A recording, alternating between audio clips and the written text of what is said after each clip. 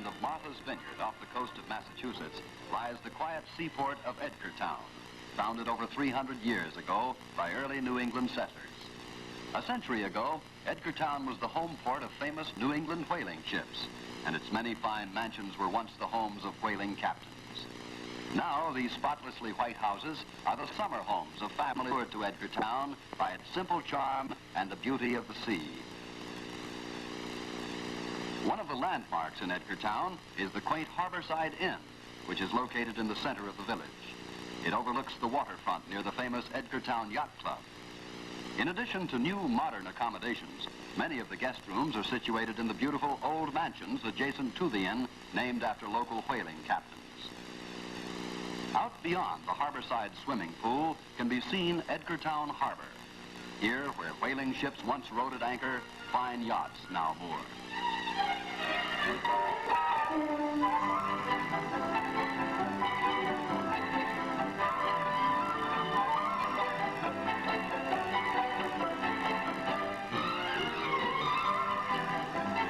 The Harborside Inn is owned and managed by Leo Convery, assisted by Arthur Young.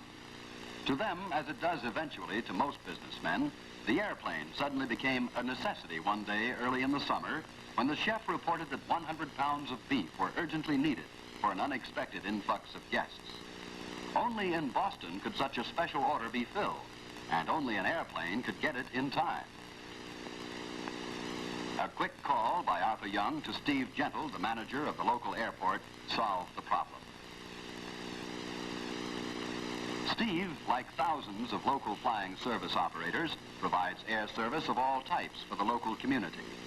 Flight instruction, plane sales and service, and charter flights. Yes, he could get to Boston and back in less than 2 hours, and he'd be ready to go just as soon as Arthur showed up. As Arthur Young headed for the airport, little did he realize that a situation like this is repeated hundreds of times every day throughout the nation.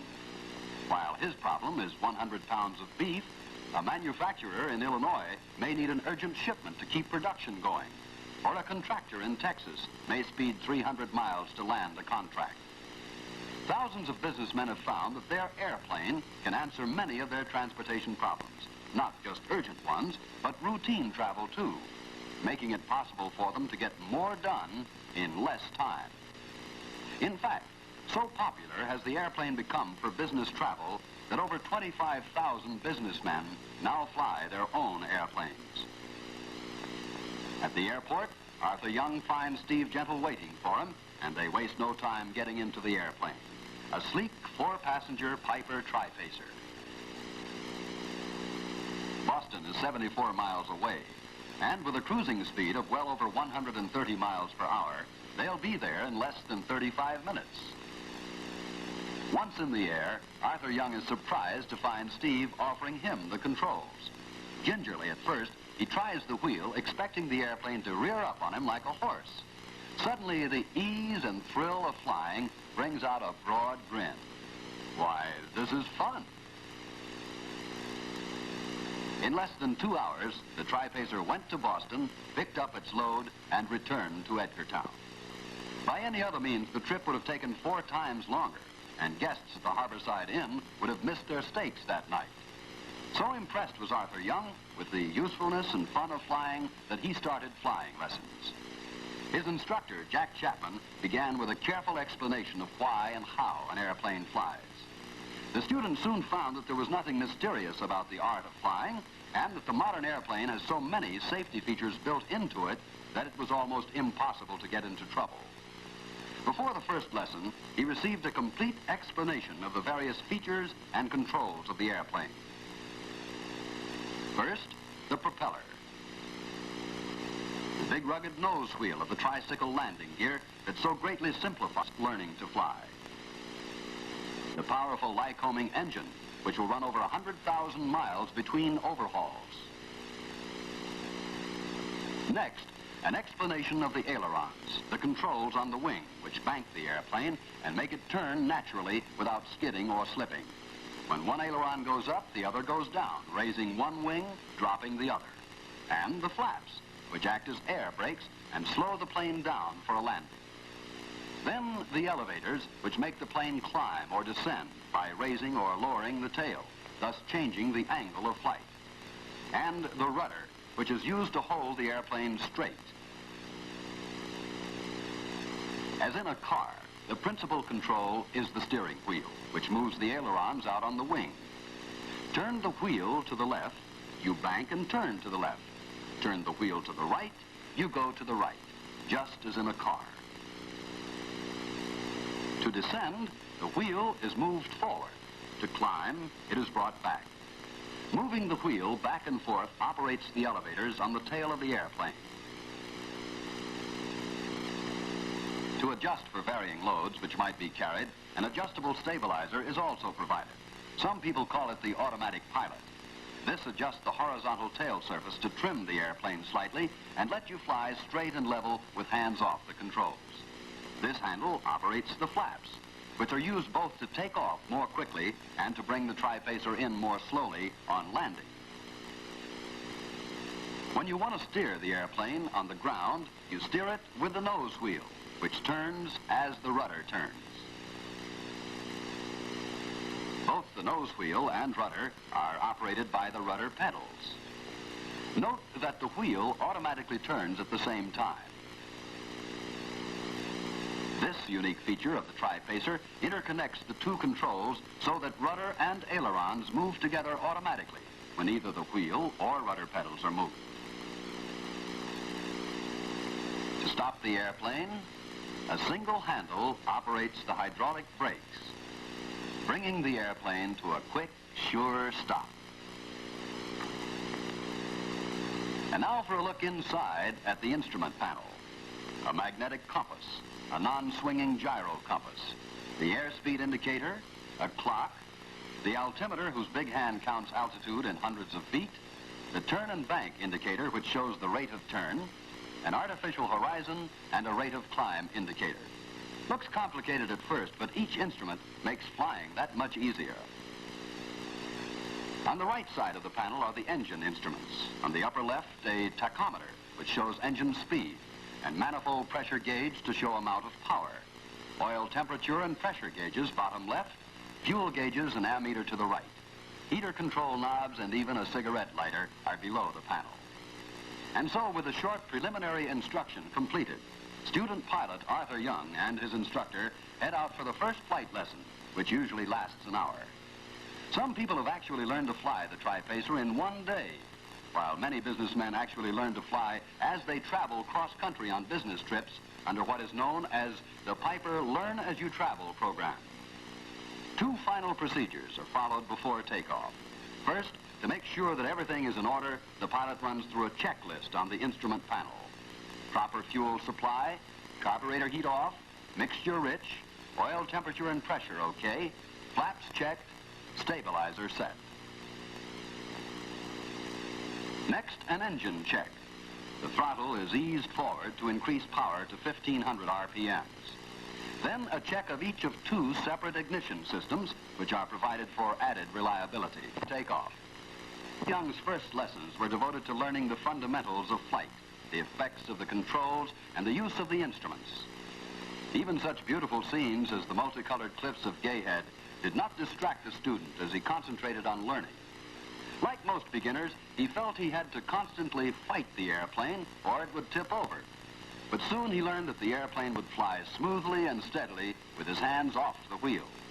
To steer the plane, he learned to use gentle pressures on the controls, and he found that it would respond instantly to his command.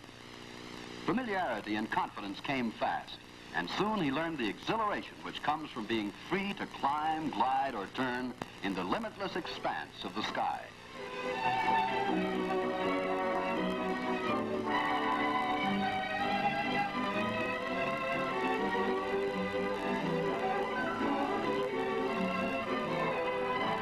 After practice in flying the airplane straight and level, came instruction in making turns, climbs, and glides.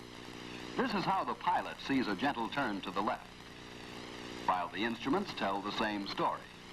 The turn needle in the center swings over to the left as the plane turns, and the little airplane on the artificial horizon shows a bank to the left. Altitude remains steady. When properly banked, there is no slipping or skidding. Even in a steep turn, a glass of water will not spill. Rolling out of the left turn is the same thing, repeated in reverse, as the nose returns to horizontal. At the same time, the instruments return to straightaway position and the gyro compass stops rotating.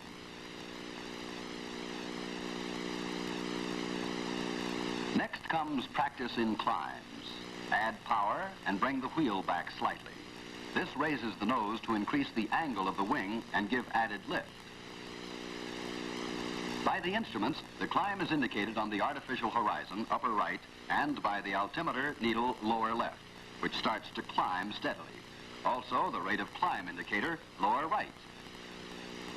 Then practice in glides and the use of flaps, which are lowered to let the plane descend at a slower speed and at a steeper angle to give the pilot better vision on landing. This is indicated on the instruments by a reduction in the airspeed, upper left, the decreasing altitude on the altimeter, and a downward movement of the rate of climb indicator to 500, then to 600 feet per minute. The artificial horizon also indicates descent. After very little practice in these maneuvers, the student develops an instinctive feel of the speed and attitude, and very soon, the actual handling of the airplane becomes second nature. Trying a landing for the first time is another thing, and most students like to forget their first attempt at putting the airplane down on the runway. Arthur Young, after trying this one, was no exception. On the ground, the instructor briefs the student, and each flight is recorded in the pilot's logbook, a book which for all pilots becomes a diary of their most memorable experiences. Next, takeoffs and landings. But first, Jack explains the need to check the wind, since takeoffs and landings are made when possible into the wind. He then demonstrates the rectangular flight pattern around the airport, first downwind parallel to the runway, then on base leg 90 degrees to the runway, and finally lined up for the landing itself into the wind to reduce landing speed. Thanks to the tricycle landing gear, takeoff is simple. Using the runways at the main Martha's Vineyard Airport, Arthur Young quickly learned how to leave the ground and fly the traffic pattern.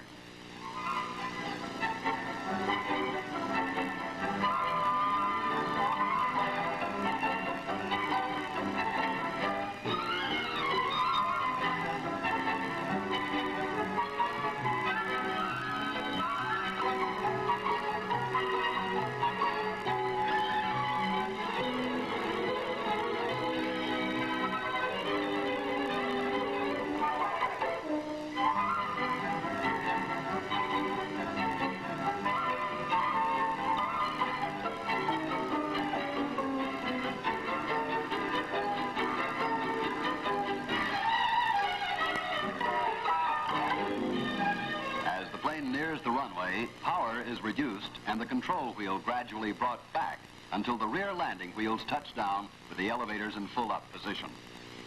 Experience builds up fast for the next few hours as Arthur Young concentrates on takeoff and landing practice. He learns to fly under varying wind conditions, and by now his handling of the airplane is instinctive.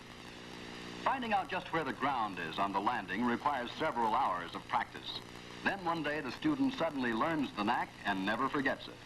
The tricycle landing gear on the Tripacer has done much to simplify the landing because once on the ground, the airplane rolls straight with little or no effort on the part of the pilot. This is how the takeoff looks from the cockpit. With full throttle, the airspeed indicator, which you can see, builds up rapidly to takeoff speed. During the takeoff, some rudder work with the feet is used to keep the airplane straight. Then, with sufficient speed, slight back pressure on the control wheel lifts the plane smoothly into the air. In just a few moments, you're climbing away from the runway at 90 miles per hour. Finally, after slightly more than 7 hours of instruction, Arthur Young reached the point where he was making all of his landings unassisted, greasing them on, as pilots call it. His air work and general all-round proficiency had progressed very satisfactorily, and he had acquired habits of safety, which today are so thoroughly instilled into students with modern instruction techniques.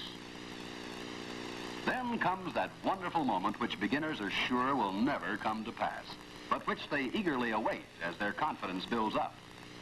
The instructor gets out and says, "It's all yours."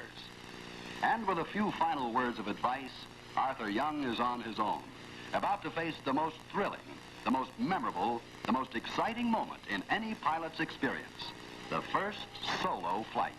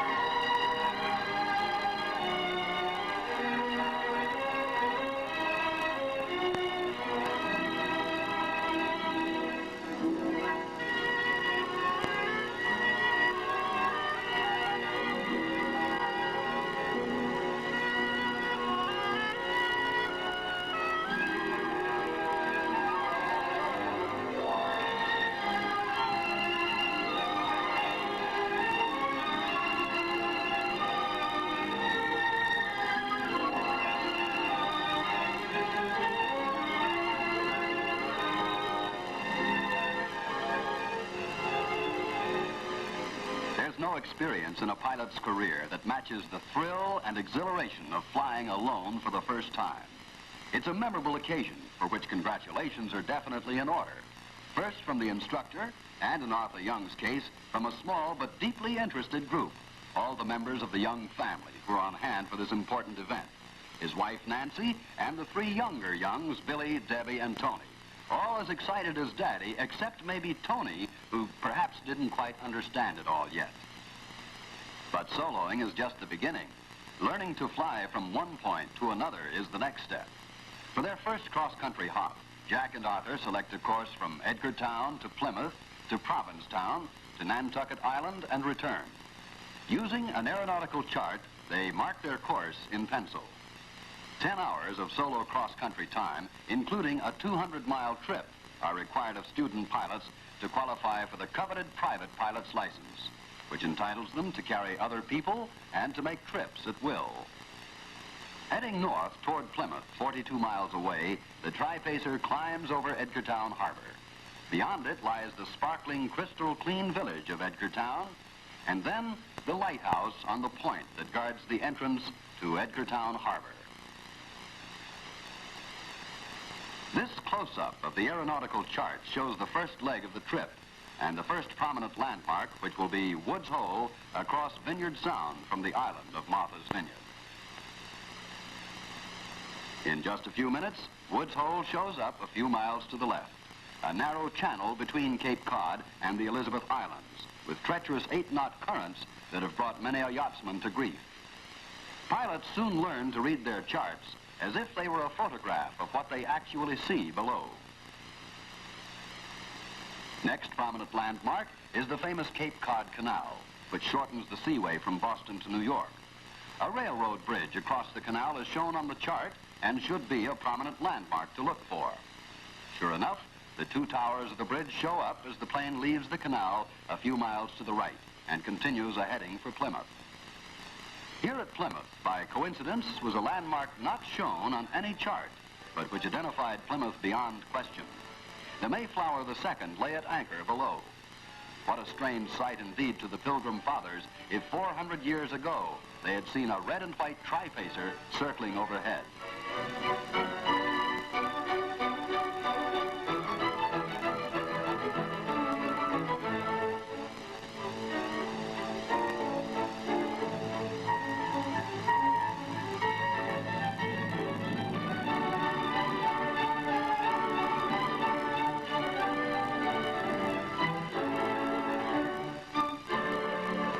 To the east, around the Mayflower, the Tripacer next heads for the northern tip of Cape Cod, shown here on the aeronautical chart. Not only geographic characteristics, but other information is shown for the pilot. The location of the Provincetown Airport and the Cape Cod radio homing beacon. In a few minutes, Cape Cod's familiar hook looms up ahead.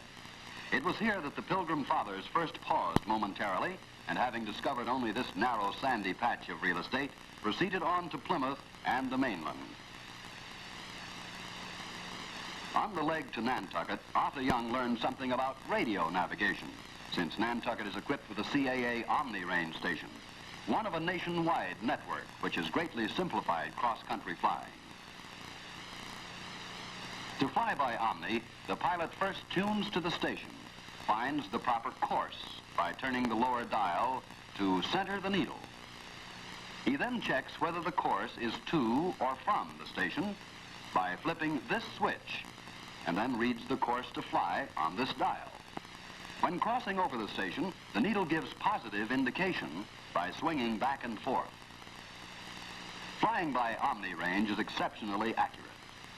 Out of the haze, right on course, Great Point on Nantucket Island soon appeared.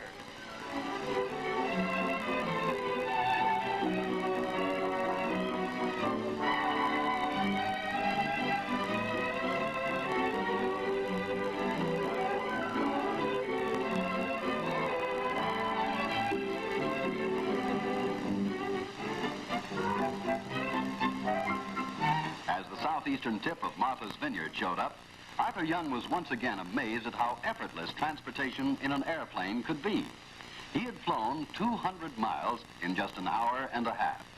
Here was fast, flexible transportation that would make running the hotel more efficient, make possible a winter jaunt to Florida or the Bahamas with a family, after he earned his private pilot's wings.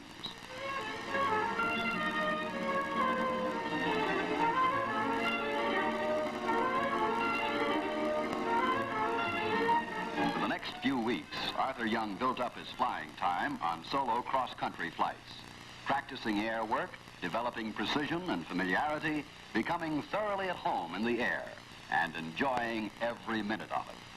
He learned how the airplane behaved in unusual attitudes, such as this exaggerated steep climb.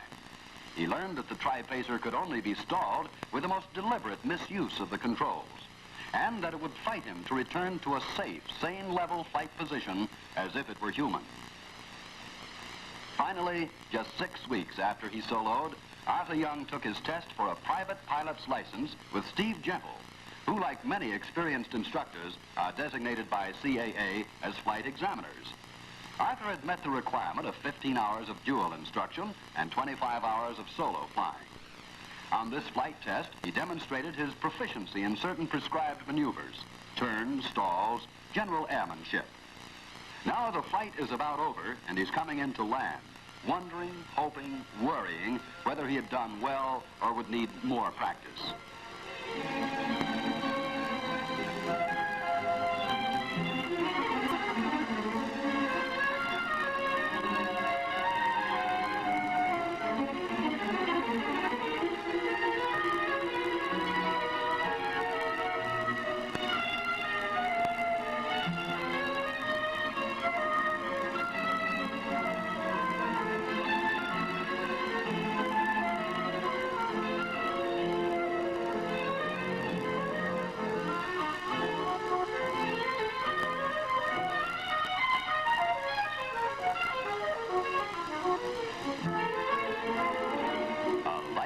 To fly wherever he may want to go. So, student pilot Arthur Young of Edgartown, Massachusetts, became private pilot Arthur Young, a safe, accomplished pilot. That magic license that says, the air is yours, wherever you may wish to go. This license was to mean a whole new outlook for Arthur Young, his business, and his family.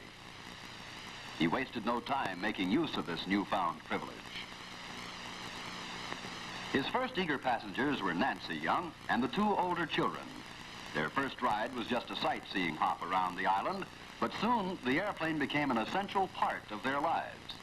The water separating the island from the mainland would no longer be a barrier to it. Now New York is just an hour and a half away. Florida, a single day's trip. No longer would a sudden requirement for steaks mean a crisis at the Harborside Inn. The new world which has opened up for Arthur Young has opened up for thousands of other businessmen, too. A whole new world with broad new horizons. For flying completely changes the concept of travel convenience. And while the airplane has today become a necessity for businessmen all over America, it has also become for them a source of recreation and satisfaction equaled by no other sport.